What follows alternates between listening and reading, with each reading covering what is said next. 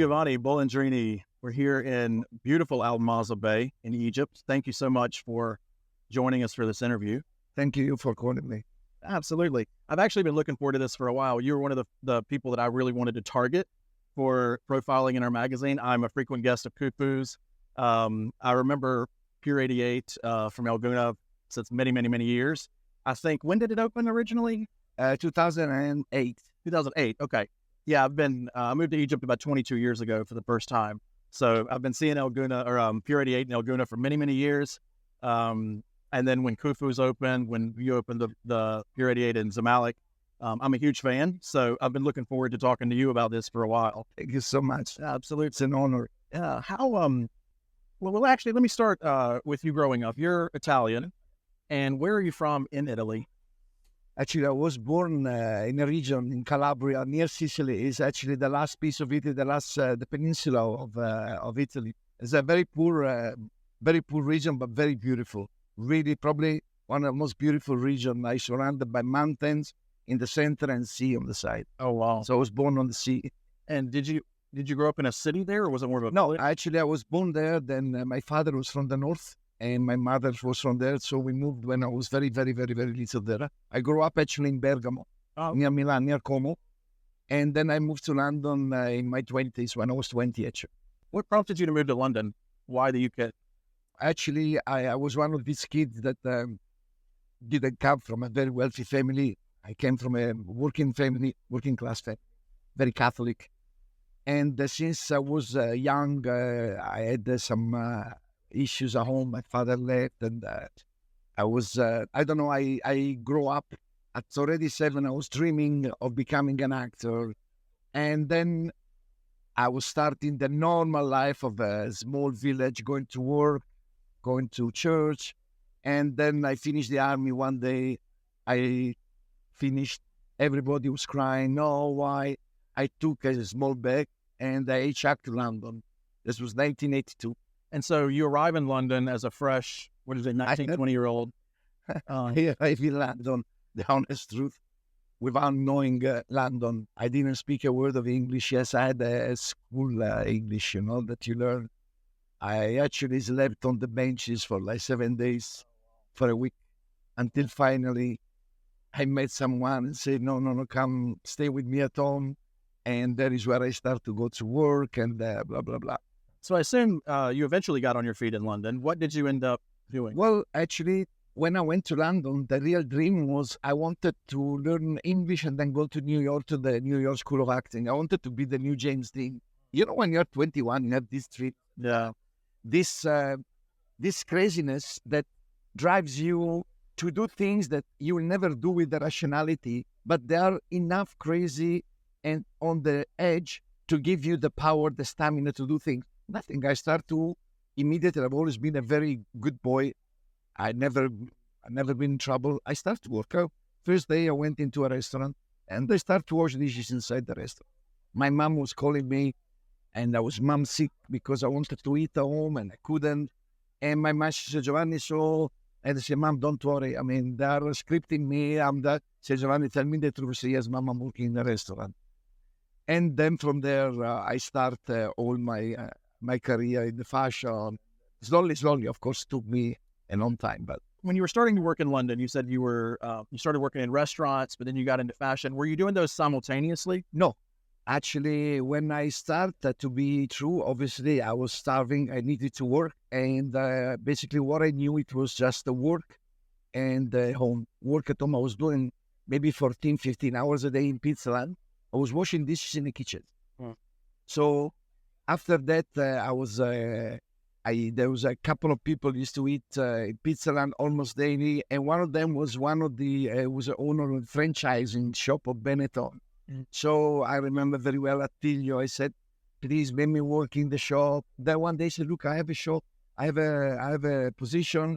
So you're going to be in the storeroom. I said, oh my God. So I start to go to work in I felt I find the dream. After 2 days, the managers called me and said, oh, you had to come upstairs because there's nobody here. I went upstairs and I do the biggest sales that they ever done. So I say, you're not going to go in the stockroom anymore. You're going to stay here. After 6 months, They could see that I was very into it. I'm very enthusiastic. I was not missing work. I was actually good.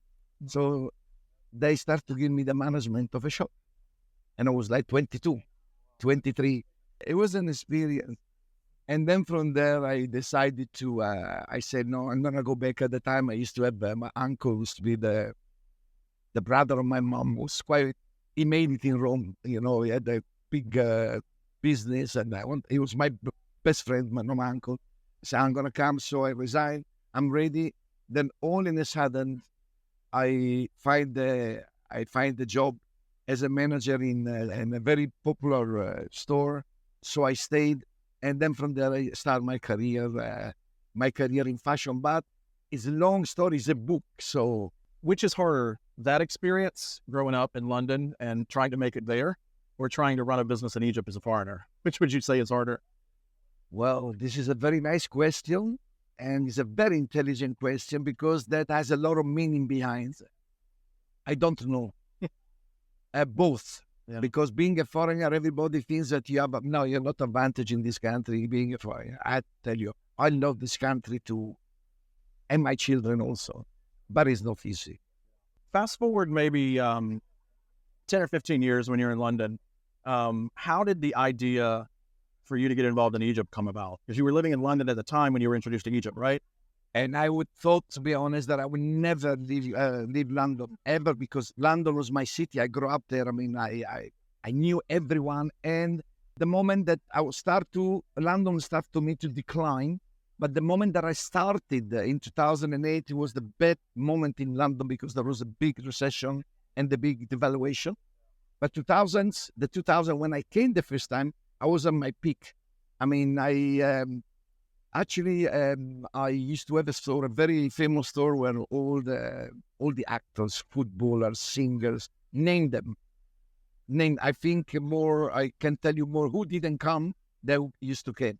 I mean, from Madonna to George Michael to the Rolling Stones, everyone. So Naguib Sawiris, which is my dear friend, and it was one of my regular clients. He was a very nice man, but I didn't know who he was. So all of a sudden, he said, look, he was inviting me a lot of time to come to Egypt. And one night I said, I'm going to come. He said, I'm not going to invite you anymore. When I came here, I saw who he was. My position did not change, but I said, wow, I didn't know this man was so kind and so nice. So I came here. I visited Guna. And then I was bored, and then I went around looking at property in El Guna, and all of a sudden I bought a house, and then I told Nagui when I was leaving, thank you, but I bought what? Really? Yes. So I bought a house. Then my wife and my children, they used to come, and my wife used to hate it, and me instead I wanted to buy 3 houses because I thought there was a good expansion. And then they liked it. They start to come back, and I was still in London. Then in 2016, when I was already opened the Pier88 in Elguna, which was really like our restaurant to eat, you know, it was a little bit of a... But I always liked this business, actually. And then I moved here in 2016. And when I started the first Pier88 in Zamalek, like really with the branding, like with the proper, you know, but of course, it was the exam for me, because when I came here, I think I was 54, 55. So, I mean, you understand, again, I repeated what I did at 21 years old with the craziness of 20 years old. I just left the country. I left England and I came here. I mean, I still have my house there. But you understand, at 55 to come here, enter into a country, the people, they say, but you know, I say, no, man, you don't know what does it mean. You don't know what does it mean. When you opened Pier88 in El Guna, the first one, Yeah. what was it like trying to get that off the ground? Did it immediately take off? Did it stay sort of you and your friend's restaurant for a while? No, it stayed there. At the beginning, I was like very kind of shy to enter because it was a new business for me. I came from a luxury business as a fashion with all these people. And I had a lot of friends that were telling me, are you crazy?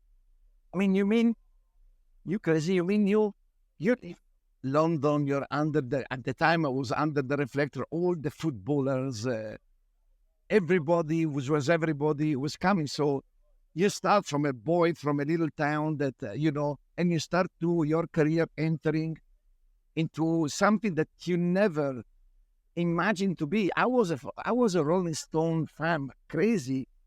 I escaped from the army to go to a concert of Mick Jagger, and you end up going out with Bill Wyman, with Mick Jagger, staying in the club together, drinking together. I mean, it was like a dream came true, but is a dream or is a reality?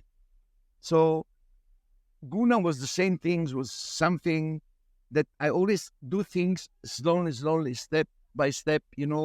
I really one of these guys, but maybe by my Catholic mentality that my grandmother told me, I do things slowly to solidify, to make them solid before then, rush into it. So I was very shy. Then slowly, I start to change the kitchen, start to put this there, put the things there, learning how to do the things. I had my mom at the time. She used to come, teach the people how to make the proper pasta. She used to go in the kitchen in Club 88. So we opened also Club 88 in 2011. Mm-hmm. So slowly, then until the 2016, we need to open in Cairo. I'm happy because I changed the footprint in this city, in Cairo. It was all different because when I opened, it was not just about food. It was about an experience, a lifestyle. I started to put fashion inside the restaurant, people, the dress, how to make the things, put in videos, with shows, and, everything started. Yes. So after you launched Pier 88 in Cairo, and that started doing well, tell me about sort of the next couple of projects after that. How fast did you launch the next one? Slowly, my footprint here was becoming more remarkable, more deep, more taking more and more. The first 3 years, 3.5, 4 years were very difficult. The other one that were difficult internally, as you know, you've been here 22 years. Businesses normally last 2-3 years and bye-bye. I mean, Pier is the one that started to put proper bases down. So then in 2017, I got the opportunity to open here in Almaza, which was a project that I started actually in 2009 before the revolution. And he ended up starting in 2017 with a small, not this, but with a very small place. So slowly, I adapt, I change. Again, a lot of hard work, a lot of details, a lot of things that people don't want to do. It's hard. And was this area already starting to take off back in 2007? No. Was anything here? No. 2017, I can tell you that the first time that we opened here, the income that we did in the whole season is equal to what we probably did yesterday until 8 o'clock in the evening. Were there any hotels? Yes, there was. There were a couple of hotels? Okay. Yes. Wow. Yes. And what made you choose Almaza Bay as opposed to somewhere a little bit further east? Again, instinct. I came, I looked around, and I say, yes, this is the place. Instinct. Pure instinct. And would you say that's what made you choose the Zamalek location? That is another, there's another crazy thing because I got this location through my partners, and everybody said, are you crazy? I said, why? This place has a bad eye. Everybody who tried to open a place here failed in the last 20 years. And I said, okay, let me not to be the next one. And I destroyed the fates. And so, okay, Pier 88 Gouda, Pier 88 Zamalek, Pier 88 Almaza Bay, and then what came after that? Pier 88 Pyramid Hills, which was also the first project that I made myself, interior, and I believe all the things that I put my touch inside for me, they're in my heart, because the Pyramid Hills was like 100%. I was there, like looking at the ceiling, how to paint the ceiling, and the guy said, this guy's crazy, staying in the night to look at the ceiling. But if you go, I believe it's probably, in the city, is the best Pier88 is not a copy. The material used are completely different than everywhere else. Okay, and also there we start a trend because I saw famous architect here taking design from the windows and the design of the rectangular of the windows, the cement, the brass, the marble. This was 2019. Let me fast forward to so after Pyramid Hills. Was there anything between that and Khufu's? After Pyramid Hills, yes, Italiano in Z Park. Italiano, okay. So up until now, with Pier 88, with Italiano, all Italian cuisine, how did the concept for Khufu's come about? I know and I don't know. Obviously, we wanted to open a restaurant in the pyramids, and I said, well, it's stupid to have a pizza or to have we are in Egypt. So we decided to, first of all, we wanted to go with a different concept, with the Lebanese kind of cuisine fused. And then we decided to go for Egyptian. But when I say, no, if I do an Egyptian, it has to be something different. I start to say, we have 110 million people here. You never heard of an Egyptian restaurant. You never hear anywhere, I go to an Egyptian restaurant. You hear Lebanese, you hear Syrian, but never Egyptian. So it was a challenge that I put to myself very, very discreetly. And it was the biggest challenge of my life because obviously I don't know Egyptian cuisine. But I had a great chef that he was working with me, Mustafa Saif, that he was working with me already from before. He was very passionate about all this. And I gave my trust to him. And of course, I guided him by plating, how to put the whole movie together. Not just the one in the kitchen, but the one on the table with the people starting to come out from again to give my sort of experience inside the restaurant. And this was the Khufu's. And how did you end up meeting Mustafa? He was already working for you, it sounds like. Yes, Mustafa, actually, I had one of my very great chef, Johnny, my pastry chef. He said, I have a great chef, he's in Paris and blah, blah, blah. He doesn't like it to be, he doesn't want to be in Paris. I say, is he good? I say, yeah, he's very good. So he said, okay, tell to come to Almaza to see me. So he came back, he was there, he took his little car, he came here 6 hours traveling. I liked him straight away, and we agreed straight away to work with me. And what year was that? 2017 or 18. Okay. Did he start with you before he was on the Top Chef series? Or had he already done that? No, it was just about maybe 6 months after. 6 months after, okay. Yes.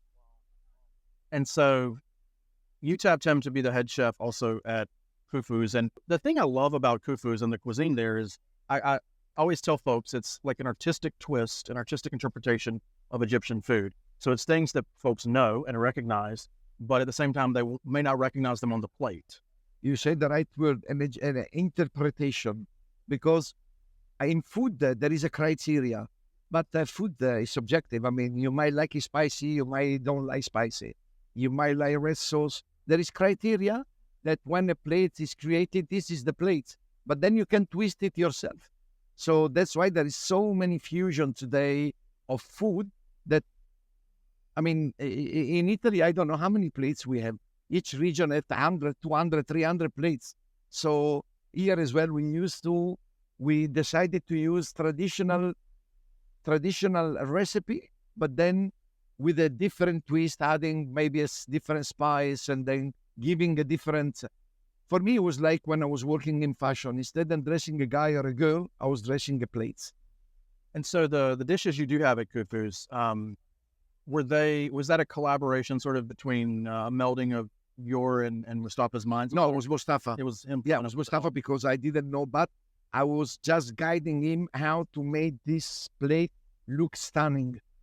Because Molokhia, you can eat it everywhere. It depends how you serve it, how you design it on the plate, how you bring it, and all this. We didn't want a cheap, like a cheap show. We wanted a very elegant show on the table.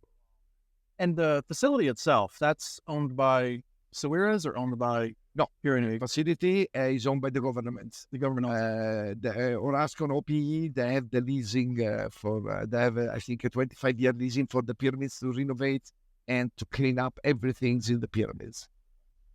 But we pay for everything, yes. So I assume most of the challenges that are involved in dealing with a government facility and a place like that compound were probably mostly encountered by Roscom. But how was it for you? Was it challenging to open Kufu's in that location?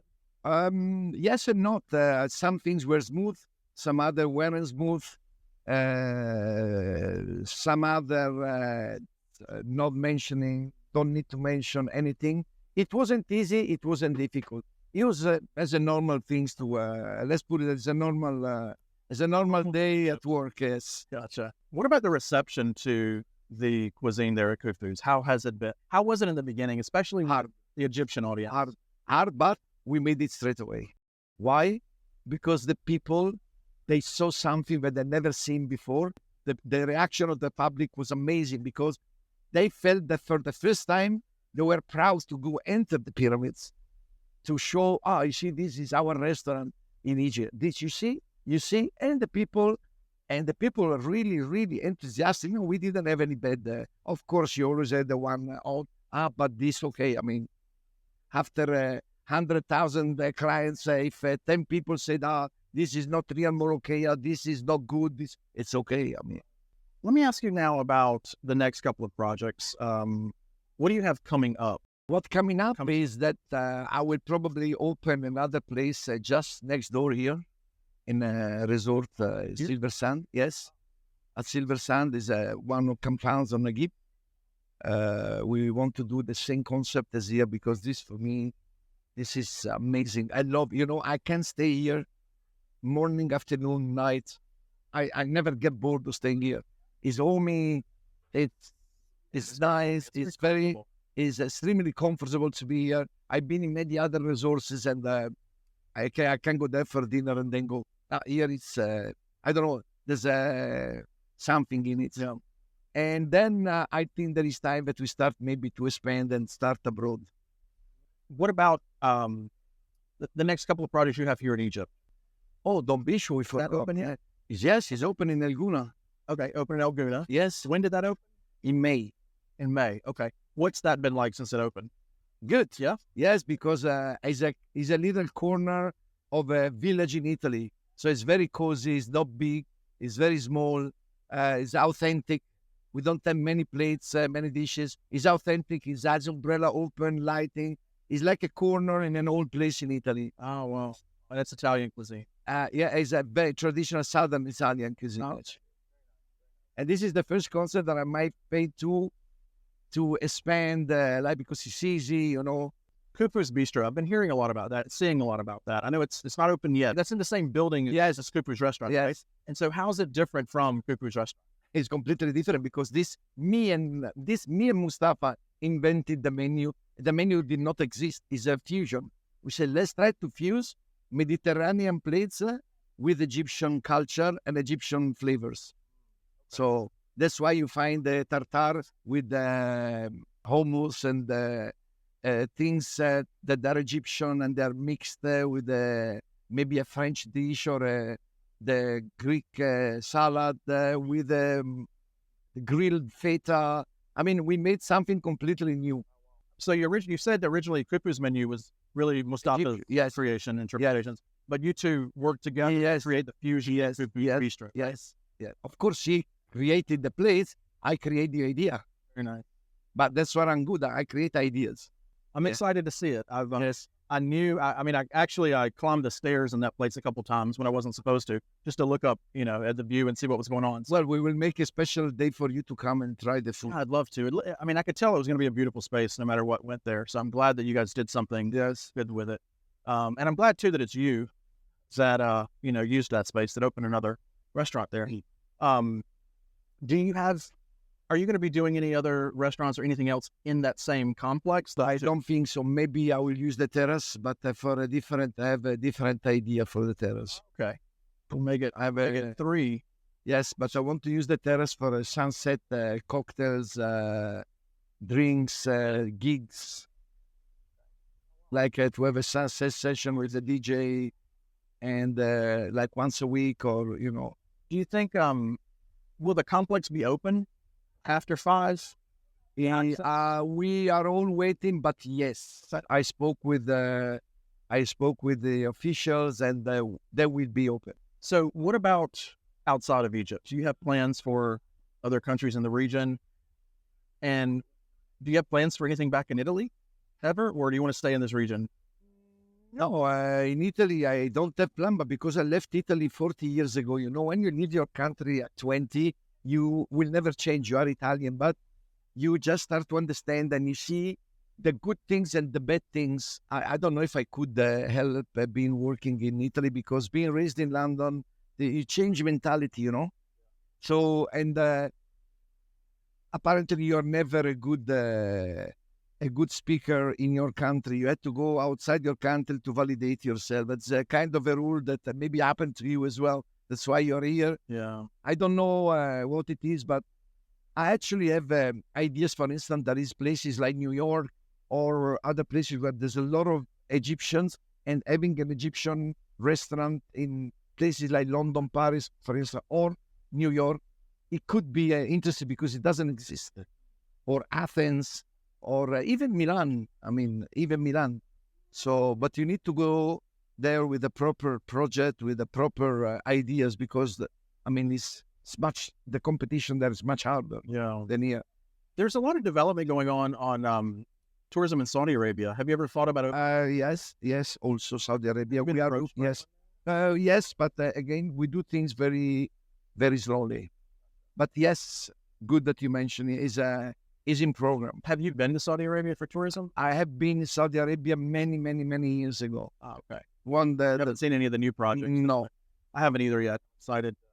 I will go very soon. I will go very soon. Very nice. And finally, let me ask you about the renovation of Pier 88 El Gouna. So that's been open how many years now? Since 2016? No, 2008. 2008. 16 years. 16 years. Wow. In August is 16 years. Wow. And so is that going to close down while you renovate it? Or is it No. The new boat is already there. We are building on the same spot, and it's a completely different thing. Let me ask you, if I can, just a couple of personal questions, personal favorites. Sure. So you're Italian originally. What's your favorite Italian dish? I love pasta. Pasta? Any pasta? And pasta. What about your favorite dish on the menu at one of your Pier 88? Italiano. I like linguine scoglio, because it's only the place in the summer I used to eat also in Calabria when I used to go to holiday. Very simple, olive oil and fish, like crabs, mussels, vongole, shrimps, and olive oil. That reminds me to ask you too. I know the different regions of Italy are very different in terms of many things, but especially the culinary experience. Yeah, is the menu of Pier 88 and Italiano here in Italy and Don Busciu, is it Calabrian? No, is it more pan-Italian? No, it's a pan-Italian, but mostly the pasta is all what I learned from my mother. Oh, okay. Yes, mostly. But also I grew up in the north in Bergamo, where polenta is our main dish, okay? And Milan, the risotto. I have, but not only from here. I pick a lot of, I picked also some place from the north, from the Northern Europe, where I, like in London, Scandinavia. I was married with a Scandinavian, my wife's Scandinavian actually. So I took a little bit of everything and I put it together to be more continental. What about your favorite place in Egypt? You have one? As a restaurant or as a place? No, and a city or city, village or town. Almaza, the North Coast. Yes. I mean, who wouldn't live here for 1 year if it was like this? You know what's interesting is I really don't think. I mean, maybe in Europe, I don't know, but in North America, people do not know that the beaches here look like. It's amazing. I mean, they're completely out of the loop on that. And also in my country, a lot of people say, when they say, you're in Egypt, how's the situation in Egypt? Like, the situation in Egypt, what do you mean? Yeah. But they think that there is ISIS, it's also the way that our country document people not to come here, because we also, I said, we need tourists also. Do you understand? But I said, there's nothing. It's beautiful, it's nice, it's sunny. It's like any other city, okay? Yes, maybe it's not rich, Maybe it's a third world country, but it's beautiful. I think people in the West are just, like I said, maybe less so in Europe because you're closer and people come here more. But at least in the Western Hemisphere, North America, South America, people have no clue you have beaches here that's beautiful. No. And they're just now starting to. Yes, yes. Just starting to. It's been a secret for so long. Yes. What about your favorite historical site in Egypt? Are you into history? Yes, I studied, but all. It's like when you go to Rome. You are a walking monument. Obviously, Rome is a walking monument because in Rome, you can see the civilization. Everywhere you look, you see a monument. Here, you see the pyramids. You have the citadel, which people don't even show. Again, tourism. People come to, they say now they come to Cairo to go to Khufu, to Pier88, and to the pyramids. So you do this in 1 or 2 days. No, people should come to Cairo and stay in Cairo for a week. So much, yeah. For a week. People don't realize. No, They don't realize how much there is. no. So what's your favorite historical site you have in all of Egypt? Apart the pyramids where they are, I see them every day. I see that downtown. There is a lot of places undiscovered, and probably that I have not discovered myself. You're a football fan? Yeah, I love football. What's your favorite worldwide? Who do you follow? Well, I'm a Fiorentina fan. Okay. Ask me why. Everybody says, how come you are from Bergamo and you're a Fiorentina fan? And other things, I don't know. Is this means when I was 5, 6 years, it was Fiorentina is. That's right. What about, do you have a favorite team in the UK? Yes, in the UK, I had a few teams because, again, in UK, I was very close to two very soccer superstars. One lived with me for 5 years from Arsenal, and the other one was my best man on my wedding, was at Chelsea, the one that won the first Champions League. So when I go and see, I have one T-shirt and another T-shirt. And when they play together, I wear both. You should get a T-shirt and have them sewn together. Yeah, they have had, I was, because Freddie Ljungberg used to be one of the most famous footballers in Arsenal, and Roberto Di Matteo was the footballer, national Italian, and then he ended up being the coach of the manager of Chelsea and the first one winning the Champions League. I mean, I was with him in Munich in 2013 when they won the first Champions League. Anything else you think we should talk about? No, I just want to thank you for thinking of me. Absolutely. And I want to invite you to Khufu's Bistro. I'm really excited. And then I hope today you're going to stop. I will have a lot of things to do, but I want you to sit down and try our food because you're probably starving and tired and moving. I mean, I'm tired because I was up late last night. That's it. We'll relax. We'll spend some time here today. Like I said, it's my first time here, so I was excited to come. I was excited to meet you. I was excited to hear your stories. I'm excited to try the food. So I'll make sure to spend some time at the beach and well, that's very good. we'll enjoy it. Thank you so much, Giovanni. Please, thank you so much. Pleasure.